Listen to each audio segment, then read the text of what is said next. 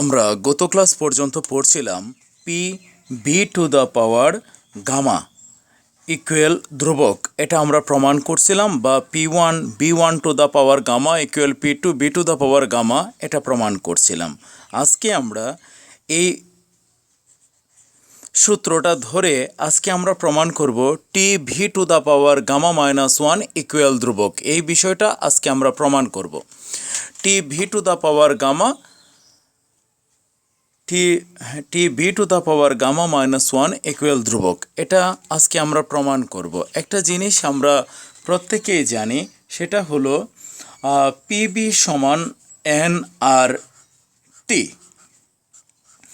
এবার 1 মোল যদি গ্যাস হয় তবে এন এর মানটা হবে 1।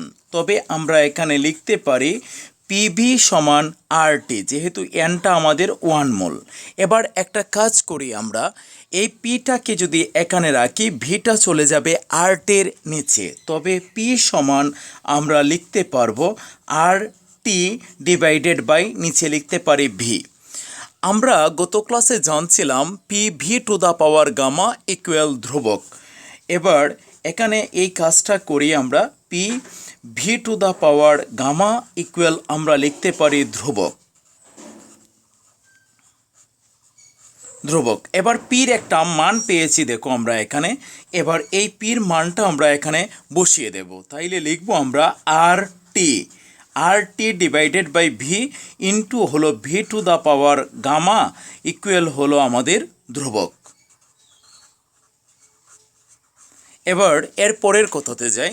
আর টিটাকে উপরে লেখা যে কথা, এটাকে পাশে লিখলে সেম কথা। সুতরাং আর টিটাকে আমরা পাশে লিখে নিলাম। তাহলে এখানে থাকবে আমাদের আর T into 1 by V into V to the power gamma, এবার ইকুয়াল ধ্রুবক। একটা জিনিস খেয়াল করলে আমরা বুঝতে পারবো, V to the power gamma এখানে লেখা যে কথা, এর উপরে লেখা একই কথা। আবার দেখো, আর এটা হলো ধ্রুবক। এই ধ্রুবকটাকে যদি আমরা এইদিকে পাঠাই দেই, তাহলে এটা ওই ধ্রুবকের নিচে চলে যাবে। তাহলে আমরা লিখতে পারি টি, আর এই ভিটা হলো নিচে, আর এই ভিটা হলো উপরে, V to the power gamma. আর এখানে হলো ধ্রুবক,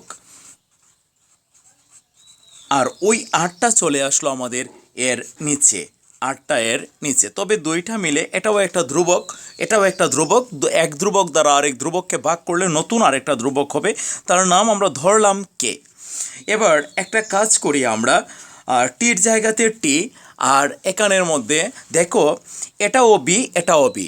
এই বেসগুলা, এর পাওয়ার হলো 1, এর পাওয়ার হলো গামা। এই বেসগুলো যদি আমরা কমন নেই, পাওয়ারগুলো বিয়োগ হবে। কেন? কারণ এখানে ভাগ আছে। তবে আমরা বেসটা কমন নিলাম, ভিটা কমন নিলাম, তাহলে পাওয়ারগুলো বিয়োগ হবে।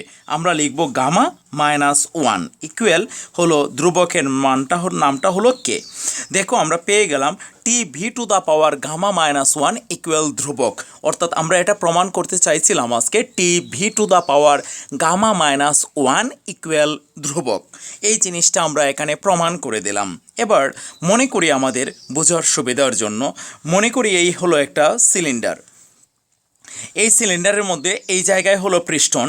এবার এখানে যে তাপমাত্রা, এটার নাম হলো T1, এখানে যে আয়তনটা তার নাম হলো V1। এবার সিলিন্ডারের নিচে যদি আমরা হিট দিই, এবার এই পিস্টনটা উপরে উঠে যাবে। এই জায়গায় মনে করি উঠে গেল। তাহলে তার এবার টোটাল আয়তনটা হলো এখান থেকে শুরু করে এই পর্যন্ত।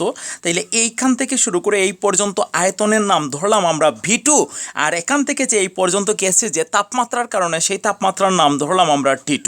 তাহলে এই প্রথম ঘটনার জন্য যদি আমরা এই সূত্রটাকে প্রয়োগ করি, তবে আমরা লিখব T1 V1 to the power gamma -1 equal ধ্রুবক।